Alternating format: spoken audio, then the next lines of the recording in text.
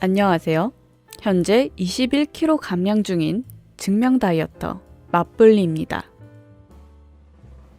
맛블리TV 채널은 우리 시청자분들하고 또 맛블리하고 함께 감량하고 있는 동반 감량 채널이죠. 자, 그런데 시간이 지나면 지날수록 여러분들 덕분에 채널이 성장해 나가면서 새로 구독해주시는 맛블러님들도 계속해서 늘어나고 계시고, 그리고 질문 댓글도 그만큼 많아지고 있고요. 자, 그 중에서 폭풍 감량을 하시면서 어지러움증이 생겼다라고 댓글 달아주시는 분들이 몇 분 계셨어요. 다이어트 중인데 어지럽다. 이 문제는 꼭 짚고 넘어가야 될 것 같아서 이렇게 라디오로 찾아뵙게 됐습니다. 자, 일단 알려드립니다. 저는 일단 의사가 아니고요. 일반인이기 때문에 의사 선생님들의 의견을 바탕으로 공부하고 여러분께 정보 전달은 해드리지만 어디까지나 개인적인 견해이기 때문에 참고만 하시기 바랍니다. 제가 이렇게 말씀드리는 이유가 영상 청취하시고 자가진단만 하지 마시고 꼭 의사 선생님하고 상의하시라고 말씀드리는 거예요. 자, 그러면 여러분이 다이어트 중에 어지러움증을 느끼는 것에 대해서 이제 얘기를 좀 해보죠. 어지러움증이 있다 라고 말씀해 주시는 분들 중에 키토플루를 경험하는 것처럼 보이는 분들도 계시고 기립성 저혈압이신 분들도 계시는 것 같아요. 어디까지나 제 추측입니다. 키토플루는 무기력감, 피로함 같은 것을 느끼는 증상인데 짧으면 일주일, 길게는 한 달까지 느낄 수 있는 일시적인 증상이라고 볼 수 있고, 기립성 저혈압인 경우엔 누웠다가 일어났을 때 혹은 앉았다가 일어났을 때 눈앞이 캄캄해지면서 강한 어지러움이 동반되는 경우예요. 대부분 이런 경우에 빈혈하고 혼동하는 경우가 굉장히 많은데요. 키토플루와 기립성 저혈압, 제가 공부해보니까 두 가지 현상의 원인이 공통점이 있는데 바로 저염식 혹은 각종 미네랄 부족입니다. 오늘은 키토플루랑 기립성 저혈압에 대해서 설명을 해드릴게요. 일단 키토플루. 키토플루라는 것은 흔히 저탄고지 다이어트 하시는 분들이 겪게 되는 증상인데 맛블리 채널은 저탄고지 채널은 아니죠. 맛블리 채널은 저탄수화물 다이어트 채널입니다. 그 두 가지 차이점이 뭐냐면 저탄고지 다이어트 하시는 분들은 지방을 일부러 더 많이 섭취를 하고 탄수화물뿐만 아니라 단백질까지 제한을 하는 다이어트예요. 왜냐면 단백질도 너무 많이 먹으면 몸속에서 당으로 바뀌는데요. 그게 이제 인슐린을 자극을 합니다. 그래서 이제 저탄고지 다이어트 하시는 분들은 지방을 제일 많이 먹고 단백질은 아주 소량만 먹고 탄수화물은 거의 무탄수화물에 가깝게 드셔야 되죠. 맛블리 채널이 지향하는 저탄수화물 다이어트. 저탄고지랑 다르게 저탄수화물 다이어트는요, 지방을 일부러 더 많이 먹지 않아요. 그냥 먹고 싶은 만큼 먹어요. 단백질도 어느 정도 먹고 싶은 만큼 먹을 수 있어요. 뭐 과섭취를 하시라는 건 아니고 그냥 배가 찰 정도? 오로지 탄수화물 중에서도 당질만 제한하는 다이어트입니다. 진짜 탄수화물 제한하는 것도 너무 힘든데 단백질까지 제한하면 정말 먹을 게 너무 없어요. 정말 유지하기가 좀 힘듭니다. 그래서 지속 가능한 다이어트를 위해 맛블리 채널은 단백질을 제한하는 대신 생채소를 섭취함으로써 영양 밸런스를 맞추는 그런 장점이 있죠. 채널 홍보 죄송합니다. 자, 이제 다시 본론으로 돌아와서요. 저탄고지랑 저탄수화물 두 가지 공통점이 있죠. 두 가지 다 탄수화물을 제한하는 식단을 먹는다는 거예요. 우리 몸이 여태까지 사용하던 주 연료를 탄수화물, 즉 포도당에서 지방으로 바꾸는 맥락에서는 두 가지 다이어트가 공통점이 있죠. 그래서 저탄고지나 저탄수화물 다이어트를 하시는 분들이 키토플루를 경험할 가능성이 큰 겁니다. 왜냐하면 키토플루는요, 그동안 우리 몸이 포도당을 주 연료로 사용을 했었다가 이제 지방으로 주 연료로 사용하는 게 아직 익숙하지가 않아서 생기는 일시적인 증상이에요. 물론 모든 분들이 다 키토플루를 경험하시는 것은 아니고요. 개인의 체질이나 몸 상태에 따라서 느끼는 강도도 다 다릅니다. 키토플루의 대표적인 증상은요, 두통이나 머리가 멍한 느낌, 무기력함이나 현기증이 느껴지고요. 메스꺼움, 그리고 피곤함이 느껴지실 수 있습니다. 특히나 이 증상들이 탄수화물을 너무 한 번에 확 줄여버렸을 때 더 많이 느낄 수 있어요. 맞불리도 처음 다이어트 시작을 했을 때 한 달 정도 키토플루를 경험을 했었는데요. 이제 키토플루가 이제 일시적으로 오는 거라고 했잖아요. 그래서 그 이후에는 되게 더 건강한 느낌이 들고 그리고 머리도 맑아지고 그런 경험을 했습니다. 그런데 이런 증상들을 예방하거나 좀 완화시키는 방법이 있습니다. 첫 번째, 탄수화물을 너무 한 번에 급격하게 줄이셨을 때 이런 증상들을 느끼셨다면 평소보다 혈당이 좀 많이 내려가서 적응을 못해서인 경우도 있어요. 이런 경우엔 너무 한 번에 저탄수화물 식단을 실천하시는 것보단 조금 다이어트를 돌아가더라도 천천히 줄여나가시는 게 더 좋을 수도 있어요.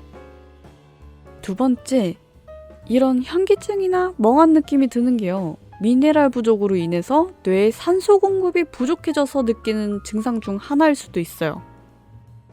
일단 저탄수화물 식단을 실천하게 되면요, 당질이 많이 포함된 양념류나 찌개류, 국물류 같은 것을 자연스럽게 멀리하게 되면서요, 이 같은 것에 많이 들어있던 나트륨 섭취 또한 줄어들게 됩니다.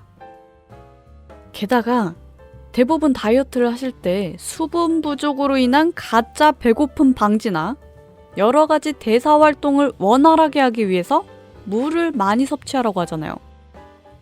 갑자기 그래서 물 섭취도 많이 늘게 되죠. 우리가 소변을 보면 나트륨이나 마그네슘 같은 각종 미네랄이 많이 빠져나가게 되거든요. 자, 그런데 이런 과정에서 물 섭취가 느니까 소변도 많이 보고, 그래서 소변을 많이 보니까 미네랄도 많이 빠져나가고, 그런데 나트륨은 상대적으로 적게 먹게 되니까 배출량만 너무 많아지고 공급량이 줄어든 거예요. 미네랄이 우리 몸에서 산소를 전달하는 역할을 하는데 이런 방법으로 미네랄 결핍이 되어버리면 뇌에 산소 공급이 잘 안 돼서 멍하거나 현기증, 뭐 이런 현상이 생길 수 있다고 해요. 그렇다고 물을 많이 마시지 말아야 될까요? 그건 아니죠. 물 충분히 드시는 것만큼 염분도 어느 정도 섭취를 해주시는 게 좋습니다. 조금 짜게 드실 필요가 있어요. 아, 그리고 미네랄 보충제 드시는 것도 좋고요. 여러분, 저염식 다이어트가 꼭 좋은 게 아니에요. 그래서 맞불리도 영상에서 막 레시피 영상 올리고 그럴 때 굳이 저염식 하지 말라고 많이 얘기하잖아요. 영상에서도 막 소금이 주성분인 그 당질 없는 머스타드 소스 많이 쓰는 거, 그거랑 간장, 소금 이런 거 막 팍팍 넣고 그러잖아요. 물론 너무 많이 먹는 것도 문제이지만 너무 안 먹는 것도 문제라는 거예요. 이런 미네랄 결핍이 오게 되면요, 오히려 살이 찔 수도 있습니다. 대사 기능이 저하돼서 지방 분해도 원활하지 못하게 돼요. 자, 그러면 이번엔 기립성 저혈압에 대해서 말씀드려 볼 건데, 빈혈이랑은 구분하셔야 돼요.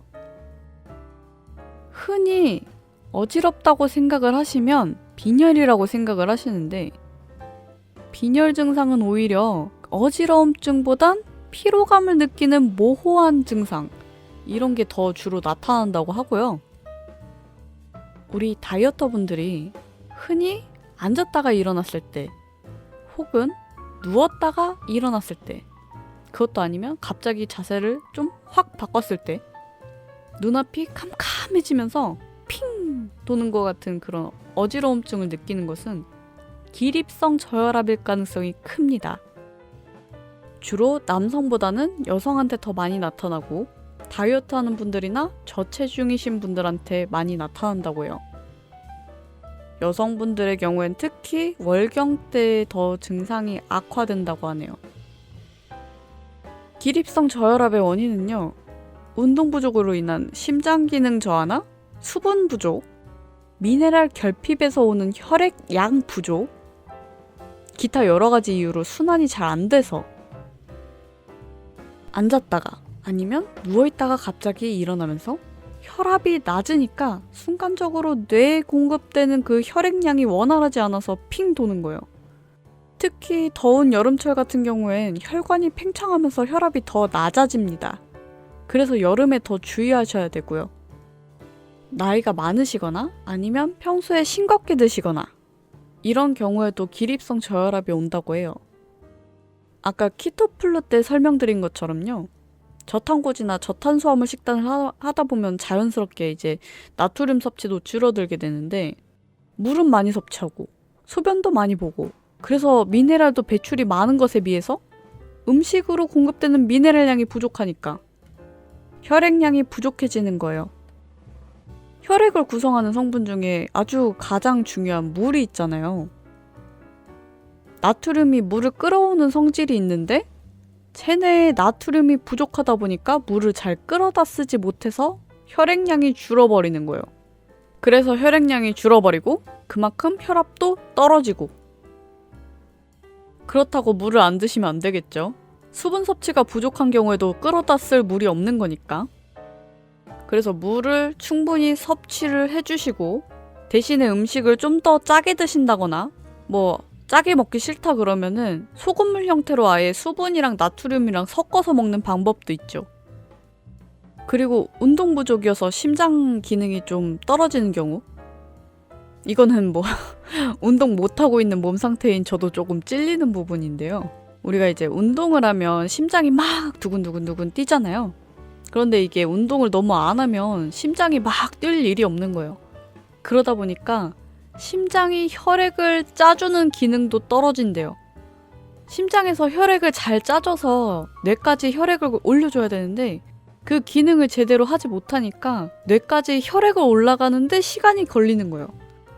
그래서 갑자기 일어났을 때 핑 도는 이유가 뇌까지 혈액이 올라가는데 시간이 너무 많이 걸려서 그런 거예요. 그 혈액을 잘 짜 올리게 해주는 근육이 이제 하체 근육이거든요. 그래서 스쿼트나 런지, 계단 오르기 같은 운동을 하면 좋지만 맞불리 채널엔 맞불리처럼 하체 운동을 할 수 없는 그런 몸 상태인 분들도 계시잖아요. 제가 운동 부족이라고 했다고 막 과격한 운동을 해야 된다 이렇게까지 말씀드리는 건 아니고 그냥 서 있을 때 뒤꿈치를 들었다 놨다 하거나 앉아있을 때는 앞꿈치를 들었다 놨다 하는 정도만으로도 어느 정도 예방이 된다고 합니다. 좀 더 관절이 좀 건강하신 분들은요. 엘리베이터 대신에 계단 오르기 이런 정도의 운동? 딱히 운동을 막 엄청나게 고강도로 하실 필요는 없어요. 그냥 짧은 운동만으로도 효과를 볼 수 있다고 합니다. 오히려 이런 너무 무리한 운동을 갑자기 하게 되면 고지혈증 있으신 경우에 그 혈관에 쌓여있던 그런 지방 같은 것들이 막 밀려나가게 되면서 또 어디론가를 갑자기 또 막아버려서 다른 문제를 일으킬 수 있다고 해요. 그래서 최종적으로 이런 문제들을 해결하기 위해서 기립성 저혈압이 있으신 경우엔 나트륨 너무 제한하지 마시고요. 음식 섭취로 부족한 것들, 철분, 마그네슘, 비타민 D, 종합 비타민 같은 영양제 챙겨 드시는 것도 좋을 것 같아요. 하체 운동도 가볍게 해주시면 좋고요. 자, 여기까지 말씀드린 것은 다 개인적인 견해이니까 너무 맹신하지 마시고 참고만 해주시고요. 오늘 영상으로 절대 자가 진단으로 끝나지 마세요. 꼭 어떤 증상이 있으시면 의사 선생님이랑 상담하시기 바랍니다. 그리고 고혈압이 있으시거나 고혈압 약 드시고 계시거나 고지혈증 있으신 분들은 더더욱 오늘 영상과 관련 없는 내용들이 참 많으니까요. 영상만 보고 증상 방치하지 마시고 꼭 전문의랑 상담하시기 바랍니다. 절대 자가진단으로 끝나지 마세요. 그러면 오늘 라디오는 여기까지입니다. 긴 내용 끝까지 청취해주셔서 정말 감사해요. 다음 라디오로 또 뵐게요. 감사합니다.